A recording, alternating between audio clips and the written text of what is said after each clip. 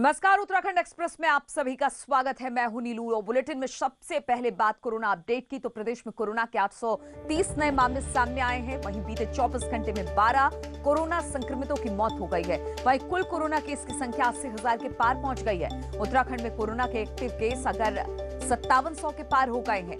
देहरादून में 273, नैनीताल में 105 और हरिद्वार में 63 नए मामले सामने आए हैं।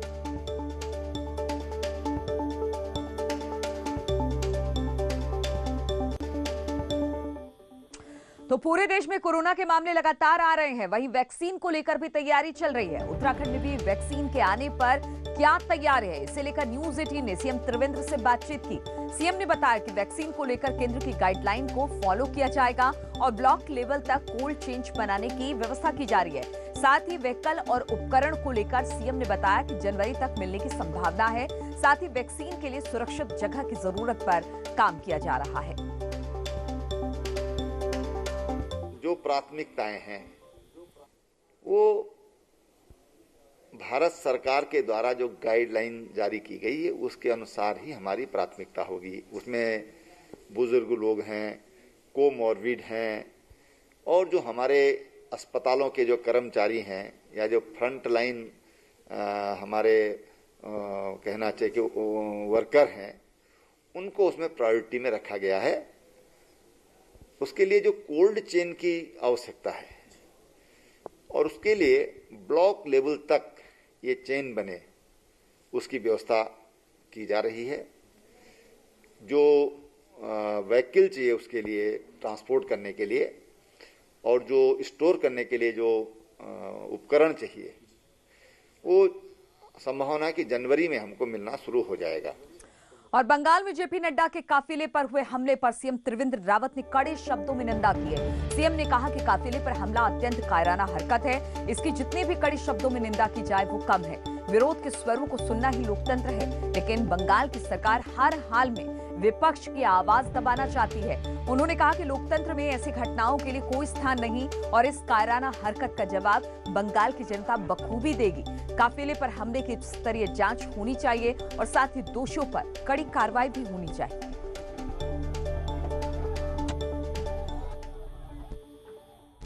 बेहद दुखद बात है ये और ममता बनर्जी जी के द्वारा जिस तरह से वहां पर भारतीय जनता पार्टी के कार्यकर्ताओं पर हमला किया जा रहा है, हत्याएं की जा रही हैं और हत्याओं को दुर्घटना का स्वरूप दिया जा रहा है, ये लोकतंत्र के लिए बहुत बड़ा खतरा हो गया है। आज पश्चिम बंगाल में ममता बनर्जी जी को चाहिए कि वो देश के अन्य राज्यों की तरफ देखें। चुनाव हर राज्य में होते हैं, पूरे देश में होते हैं और कोई हारता है, कोई जीतता है, लेकिन लोकतंत्र में हिंसा के लिए कभी कोई स्थान नहीं रहा है। और जिस तरह की बौखलाहट उनमें दिखाई दे रही है उससे साफ लगता है कि ममता बनर्जी हताशा और निराशा में है और उनके हाथों से वहां की कुर्सी खिसक रही है। और उत्तराखंड में अधीनस्थ सेवा चयन आयोग अब ऑनलाइन परीक्षाएं आयोजित करेगा। सीएम त्रिवेंद्र रावत ने सचिवालय में ऑनलाइन एग्जाम के लिए ट्रेनिंग वीडियो लॉन्च किया।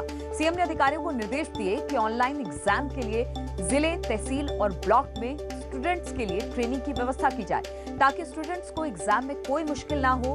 वहीं चयन आयोग के अध्यक्ष एस राजू ने बताया कि 2500 नए पदों के लिए जल्द एक एड भी जारी किया जाएगा। और हरिद्वार महाकुंभ मेले को दिव्य और भव्य बनाने के लिए मेला प्रशासन हर संभव प्रयास कर रहा है। श्रद्धालुओं की सुविधा के लिए भी अखाड़ों में स्थायी निर्माण कराए जा रहे हैं। कनखल स्थित निर्मल आश्रम में भी कोठार भंडार का काम शुरू हो गया है। गुरुवार को अपर मेला अधिकारी हरवीर सिंह ने अखाड़े के साधु संतों के साथ पूरे विधि विधान के साथ भूमि पूजन कर कोठार भंडार और संगत भवन की आधारशिला रखी। इस दौरान अखाड़े के अध्यक्ष महंत ज्ञानदेव महाराज ने सरकार और मेला प्रशासन द्वारा अखाड़ों में स्थायी निर्माण कार्य कराए जाने की पहल का स्वागत भी किया और कहा कि स्थायी निर्माण होने का सबसे ज्यादा लाभ मेले में आने वाले श्रद्धालुओं को होगा। वहीं अपर कुंभ मेला अधिकारी हरवीर सिंह ने कहा कि अखाड़ों में स्थायी निर्माण कार्य होने से हर साल होने वाला जो खर्च है वो बचेगा और अगले कई कुंभ मेलों में इसका लाभ मिलेगा। अपना जो है संत निवास बनेगा, कोठार, भंडार, लंगर सब चीज बनेगी, क्योंकि यहीं से सारा कुछ चलना है। यहीं से भोग लगेगा। सब संतों को और सब संगत को प्रसाद पाने के लिए सब यहीं से प्रसाद मिलना है। निर्मल अखाड़ा में आज जो है भूमि पूजन हुआ है। माननीय मुख्यमंत्री जी के द्वारा एक धनराशि उपलब्ध कराई गई, जिसके तहत यहाँ कोठार, भंडार और संगत हाल, जैसा कि अभी महाराज जी ने बताया भी है कि उसका निर्माण किया जा रहा है। और आने वाले समय में जो कुंभ के जितने भी इनके आएंगे स्नानार्थी आएंगे, श्रद्धालु आएंगे, वो आएंगे, ठहरेंगे और यहीं पर लंगर पाएंगे और रहेंगे। और देहरादून स्मार्ट सिटी के तहत शुक्रवार को पहली इलेक्ट्रॉनिक बस सड़क पर उतरेगी। सीएम त्रिवेंद्र रावत शुक्रवार सुबह बस को हरी झंडी दिखाकर रवाना करने वाले हैं। ट्रायल सफल रहा तो नए साल पर 30 बसें दून की सड़कों पर और उतार दी जाएंगी। स्मार्ट सिटी बस संचालित कर रही कंपनी को 65 रुपए प्रति किलोमीटर के हिसाब से भुगतान करेगी और पैसेंजर का किराया स्मार्ट सिटी के खाते में जाएगा।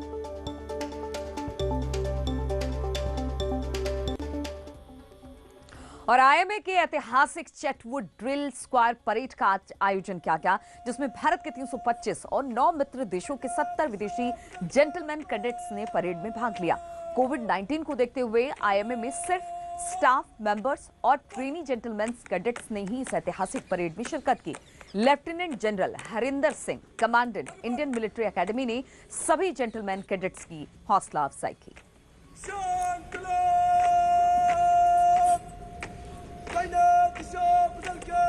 और शनिवार को आईएमए पासिंग आउट परेड होनी है और इसी के साथ ही चैटवुड बिल्डिंग के सामने से आखिरी पग पार कर भारतीय सेना को 325 जाबाज मिलेंगे। आइए आज जानते हैं कि इस आखिरी पग को पार करने के पीछे की कहानी क्या है। 10 दिसंबर 1932 को इंडियन मिलिट्री एकेडमी का औपचारिक उद्घाटन तत्कालीन field marshal sir Philip W Chatwood ने किया था। उन्हीं के नाम पर आईएमए की प्रमुख बिल्डिंग का नाम चैटवुड बिल्डिंग पड़ा। यही दिन था जिस दिन आईएमए को उसकी औपचारिक पहचान मिली। बीते कई दशकों से यहाँ भारतीय सेना के लिए जाबाज अधिकारी तैयार किए जाते हैं। भवन को चैटवुड भवन field marshal sir Philip Walhouse Chetwode के नाम पर कहा गया है। उन्हीं ने इसका उद्घाटन 1932 में किया था और उसी दिन उन्होंने हमें एक, जिसे हम चैटवुड क्रीडो के नाम पर जानते हैं, मोटो दिया था एकेडमी के लिए, जो हर एक जेंटलमैन कैडेट जिसे फॉलो करता है, ना केवल अपनी ट्रेनिंग में परंतु ट्रेनिंग के बाद भी उसके पूरे फौजी जीवन काल में। जिस चैटवुड क्रीडो में कहा गया है कि आपके देश की सुरक्षा, उसका सम्मान सर्वोपरि है। देश के लिए अपनी जिम्मेदारियों का एहसास यहाँ हर कैडेट को करवाया जाता है। इसी के साथ परेड में शामिल कैडेट मार्च करते हुए चैटवुड बिल्डिंग के सामने अंतिम पड़ाव को पार करते हैं और तभी से उनकी जिम्मेदारी भरी यात्रा की शुरुआत होती है। एक फौजी के जीवन कार्य में जो भी वो करता है, वो इसी चैटवुड क्रीडो को, खासकर जो ऑफिसर्स हैं, इसी चैटवुड क्रीडो को फॉलो करते हुए करते हैं। तो उसी को दिल में रखते हुए इस चैटवुड भवन का निर्माण किया गया। इस चैटवुड भवन को चैटवुड भवन के नाम से जाना जाता है। इस बिल्डिंग ने कई योद्धाओं की वीर गाथाएं देखी हैं और इसके सामने परेड करना हर कैडेट का सपना होता है। न्यूज़ 18 के लिए देहरादून से भारती सकलानी की रिपोर्ट। और 21 दिसंबर से शुरू होने जा रहे विधानसभा के शीतकालीन सत्र के लिए अभी तक विधायकों की ओर से 400 से अधिक सवाल लगाए जा चुके हैं और इस बार सेशन सोमवार से शुरू होगा और सोमवार को सीएम से जुड़े विभागों का दिन होता है। सीएम के पास स्वास्थ्य जैसा महत्वपूर्ण विभाग है, इसलिए माना जा रहा है कि इस बार सवालों की संख्या और भी अधिक हो सकती है। वही विधानसभा सत्र को लेकर तैयारियां शुरू कर दी गई है। सोशल डिस्टेंसिंग के लिहाज से दिक्कत ना हो, इसके लिए विधानसभा के 107 नंबर हॉल की दीवार तोड़कर उसे और बड़ा कर दिया गया है, जिससे ज्यादातर विधायक वहां पर बैठ सके। विधानसभा की सीट्स हैं विधायकों की, वहाँ ग्लासेस लगाने का काम किया था और हमने एक अब इसमें काम और भी किया है कि जो हमारा 107 नंबर कक्ष था उसको एक्सपेंशन करने का काम किया है, ताकि सोशल डिस्टेंसिंग का पालन करते हुए हम तमाम विधायकों को उनकी हम व्यवस्था कर सकें। और उत्तराखंड में 15 दिसंबर से यूनिवर्सिटी और कॉलेजेस खोलने के सरकार के फैसले के साथ ही अब कॉलेज यूनिवर्सिटी में मीटिंग का दौर भी अब शुरू हो गया है, लेकिन सबसे बड़ी टेंशन कोविड को लेकर है।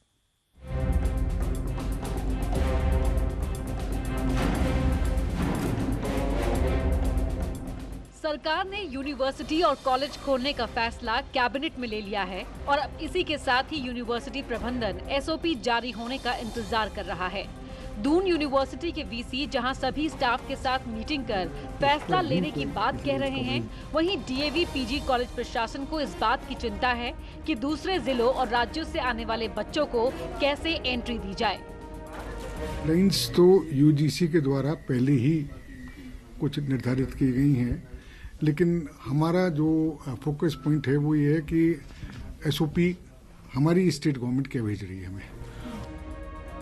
वहीं स्टूडेंट्स तो कॉलेज पढ़ने आना चाहते हैं, लेकिन कोविड को लेकर कॉलेज प्रशासन की तैयारी कैसी होती है, इसको लेकर छात्रों और पेरेंट्स को अभी से फिक्र लगी हुई है। प्रिंसिपल को ज्ञापन दिया है कि 15 तारीख से पूरे 8 महीने बाद हमारा महाविद्यालय खुल रहा है, तो हमारे कॉलेज की क्या व्यवस्था है, सैनिटाइजिंग किस प्रकार से होएगा, बच्चों की क्लास हुई तो उसमें सोशल डिस्टेंसिंग कैसे पालन किया जाएगा, और आंतरिक परीक्षा है या एक्सटर्नल परीक्षा है उसको कैसे डिसाइड करा जाएगा, कब होनी, क्योंकि दिसंबर मार्च तक हमारी परीक्षा हो जाती थी। के चक्कर से कॉलेज काफ़ी टाइम बाद खुल रहे हैं और पेरेंट्स हर पेरेंट्स चाहेगा कि मेरे बच्चे सेफ्टी से रहे। और ये तो है ही कि अगर बाई चांस कोविड 2-3 साल से चलता है तो कॉलेज 2-3 साल से बंद तो रह नहीं सकते, कि कॉलेज को खोलना ही पड़ेगा और बच्चों को अपनी सावधानी बरतनी पड़ेगी।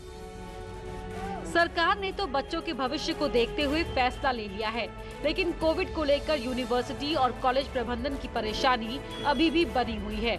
उम्मीद है कि जल्द ही इस पर भी कोई रास्ता निकाल लिया जाएगा। न्यूज़ 18 के लिए देहरादून से भारती सकलानी की रिपोर्ट।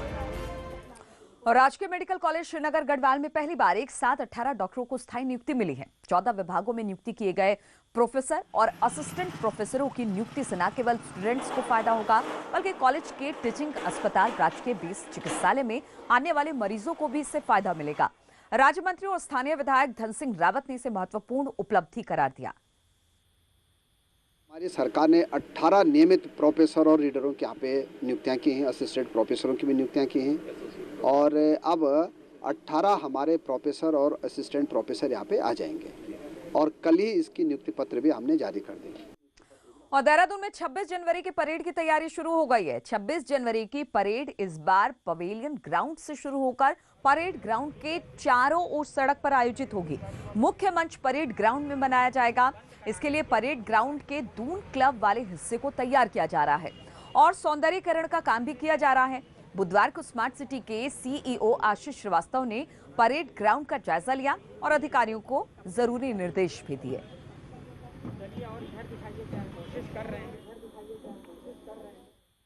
और रोडवेज कर्मचारियों की सैलरी के संकट को लेकर परिवहन मंत्री यशपाल आर्य ने कहा कि जल्द ही इसे दूर कर लिया जाएगा।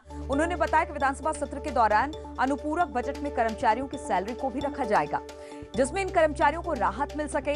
यशपाल आर्य ने बताया कि कोविड की वजह से परिवहन विभाग को नुकसान हुआ है, जिसकी भरपाई के लिए विभाग ने खर्च कम कर दिए और अधिकारियों के वाहन और तेल में कटौती की भी की गई है। हमारा अनुपूरक बजट भी आ रहा है, उसमें भी व्यवस्था करेंगे। उससे पहले मुझे यकीन है कि 1-2 दिन में कुछ सैलरी हमारे कर्मचारियों की, जो हमारे परिवहन निगम के कर्मचारी हैं, चालक हैं, परिचालक हैं, अन्य कर्मचारी हैं, उनको हम दे सकेंगे। 1-2 दिन के अंदर ये व्यवस्था हम करने जा रहे हैं। और प्रधानमंत्री मोदी के नाम पर चल रही योजनाओं पर भी शातिर आरोपी ठगी की घटनाओं को अंजाम दे रहे हैं। देहरादून के नगर कोतवाली थाना क्षेत्र के आढ़त बाजार में ऐसा ही मामला सामने आया, जब 4 ठगों ने 100 से ज्यादा लोगों को योजनाओं का फायदा दिलाने के नाम पर अलग अलग नंबर से फोन कॉल किए और पैसों का लालच देकर लोगों को अपनी बातों के जाल में फंसाकर ठगी की। सभी ठग लोगों को कॉल कर पर्सनल लोन, होम लोन दिलाने के नाम पर ठगी करते रहे। एसपी सिटी श्वेता चौबे ने बताया कि मुख्य आरोपी सहित 4 लोगों को पुलिस ने अरेस्ट भी किया है। इनके पास से 1400 रुपए कैश और कई फर्जी सिम कार्ड बरामद किए गए। घटना को अंजाम देने का आइडिया इन्हें खुद के साथ एक बार हुई ठगी के बाद आया। इसके बाद इन्होंने मिलकर शहर में पोस्टर लगाए और लोगों को लोन देने के नाम पर सिक्योरिटी मनी जमा कराना शुरू किया। सच बता रहा हूँ, एक बार फ्रॉड हो गया था, मतलब होता रह गया था इस तरह से ही, जब थोड़ा पैसों की जरूरत थी उस वक्त। क्या हुआ आपके साथ? तो बस सर इस तरह से ठगी होते होते ही रह गए थे। ये 4 अभियुक्तों को गिरफ्तार किया। इनमें जो 2 अभियुक्त हैं साहिल और नवीन, ये बेसिकली बिजनेसमैन को काफ़ी लॉस हो चुका था और ये खुद इस तरह के इंश्योरेंस और पर्सनल लोन का फर्जीवाड़ा के शिकार हुए थे। तो वहाँ से इनको एक आइडिया आया कि वो भी इस तरह के पोस्टर्स छपवा के हरियाणा और उत्तराखंड, उत्तर प्रदेश के कई एरिया में उन्होंने इस तरह के पोस्टर्स लगवाए और जिसमें लोगों को बहला फुसला के उनसे जो है पैसे सिक्योरिटी के नाम पे और लोन दिलाने के नाम पे पैसे जो है अपने अकाउंट्स में ट्रांसफर। कस्तूरा मृगों की पहचान रखने वाले नंदा देवी नेशनल पार्क से एक बड़ी खबर आ रही है, जहां पर पार्क प्रशासन ने द्रोणागिरी ब्लॉक के 5 शिकारियों को रंगे हाथ गिरफ्तार करने में कामयाबी हासिल की। ये पांचों गुफाओं में रहकर कस्तूरा मृगों का शिकार कर रहे थे। शिकारियों के पास से 2 कस्तूरी, कस्तूरा मृग की 2 खाल, मांस और 4 पैर बरामद हुए हैं। पार्क प्रशासन को शिकारियों के पास से 50 फंदे भी मिले हैं, जिन्हें कस्तूरा मृगों को मारने के लिए इस्तेमाल किया जाना था। आपको बता दें कि इसी हफ्ते 7 दिसंबर को भी पार्क प्रशासन ने कस्तूरा मृगों के अंग के साथ 5 शिकारियों को गिरफ्तार किया था। पार्क के डायरेक्टर नंदा बल्लभ शर्मा ने कहा कि पूरे पार्क क्षेत्र में सघन कॉम्बिंग इस वक्त की जा रही है। शिकारियों की जहां से धरपकड़ की गई, द्रोणागिरी का वो एरिया सड़क से करीब 22 किलोमीटर की पैदल दूरी पर है। और रुकेंगे छोटे से ब्रेक के लिए, बहुत जल्द लौटते हैं।